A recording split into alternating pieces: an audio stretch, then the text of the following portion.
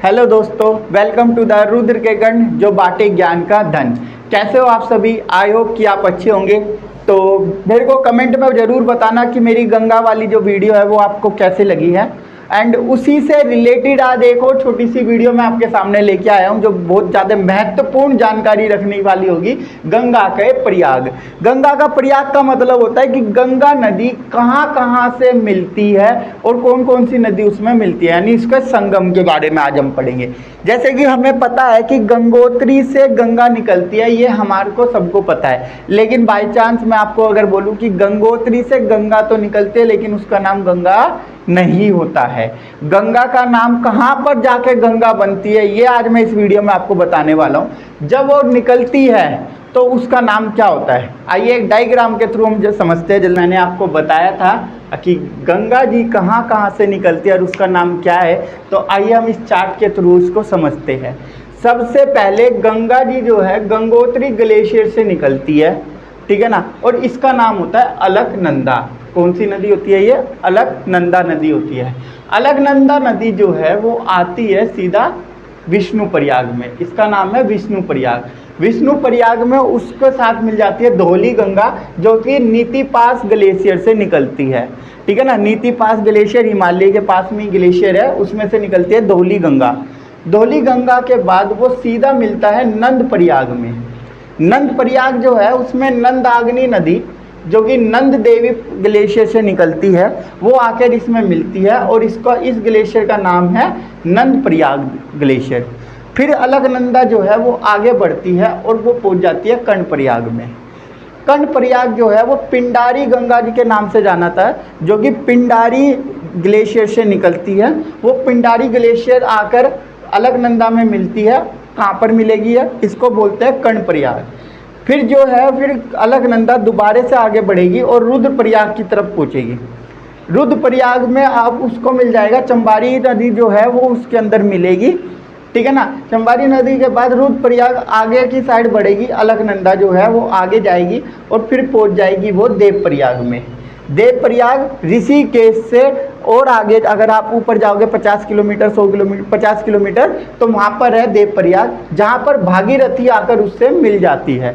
भागीरथी मैं आपको बता देता हूँ, भागीरथी नदी जो है वो भी गंगोत्री ग्लेशियर से ही निकलती है, ठीक है ना। भागीरथी जो है वो भी गंगोत्री ग्लेशियर से ही निकलती है और आकर किस में मिल जाती है?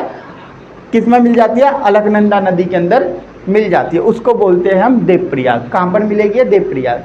फिर ये नदी देव प्रयाग में फिर ये ऋषिकेश में पहुंच जाएगी और यहाँ पर इसका नाम बन जाता है गंगा।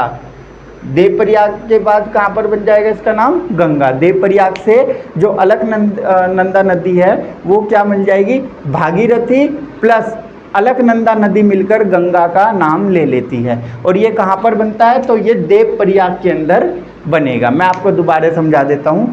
देव प्रयाग में दो नदियों का संगम होता है, अलकनंदा और भागीरथी। अलकनंदा जो है और भागीरथी जो है दोनों की दोनों ग्लेशियर से निकलती है, गंगोत्री ग्लेशियर से वो निकलती है।